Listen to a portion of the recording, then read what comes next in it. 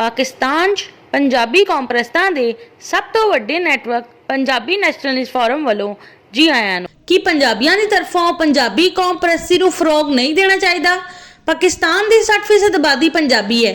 कश्मीरी हिंदू डेरावरी का शुमार पंजाबी कौम च हुंदा है, जबकि 40% आबादी स्मार्ट, ब्राह्वी, गिलगिती बल्तिस्तानी, कोहिस्तानी, चित्राली, सवाती, गुजराती, राजस्थानी, पठान, बलोच, हिंदुस्तानी मुहाजिर दी है। स्मार्ट, ब्राह्वी, गिलगिती बल्तिस्तानी, कोहिस्तानी, चित्राली, सवाती, गुजराती, राजस्थानी दे नाल पंजाबी कौम दे तालुकात ठीक है। पंजाबियों के पठाना, बलोचा, हिंदुस्तानी मुहाजरा दे नाल तालुकात ठीक नहीं है।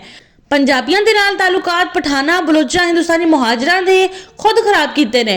पठान, बलोच, हिंदुस्तानी मुहाजिर जद पठाना नूं, बलोचा नूं, हिंदुस्तानी मुहाजरा नूं लुट्टण, हकूक गजब करन, जुल्म करन दे इंजामात ला के पंजाबियों नूं गालां कड्डण ते उन्हां दी तज़लीलो तौहीन करन ते या पठाना, बलोचा, हिंदुस्तानी मुहाजरा का सियासी हक हुंदा है या पठाना, बलोचा, हिंदुस्तानी मुहाजरा का जमहूरी हक हुंदा है।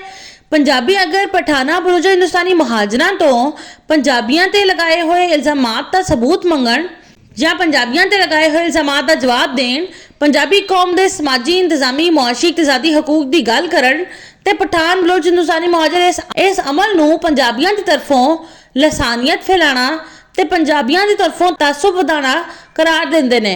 पंजाबियों की तरफों इंतशार फैलाना ते पंजाबियों की तरफों नफरत बधान दे इल्जामात लगाते हैं। पंजाबियों नूं लान तो मलामत करते हैं कि पठाना, बलोचा, हिंदुस्तानी मुहाजरा दा पंजाबियों दे नाल रवैया दुरुस्त है कि पठाना, बलोचा, हिंदुस्तानी मुहाजरा दा पंजाबियों दे नाल रवैया शरपसंदी वाला नहीं है कि पठाना, बलोचा, हिंदुस्तानी मुहाजरा नूं पंजाबियों ते लाए जाने वाले इल्जामात का सबूत नहीं देना चाहिए कि पंजाबियों ते लाए गए इल्जामात का पंजाबियों की तरफों पंजाबी बन के पठाना, बलोचा, हिंदुस्तानी मुहाजरा नूं जवाब नहीं देना चाहिए कि पंजाबियों की तरफों पंजाबी कौम परस्ती नूं फरोग नहीं देना चाहिए।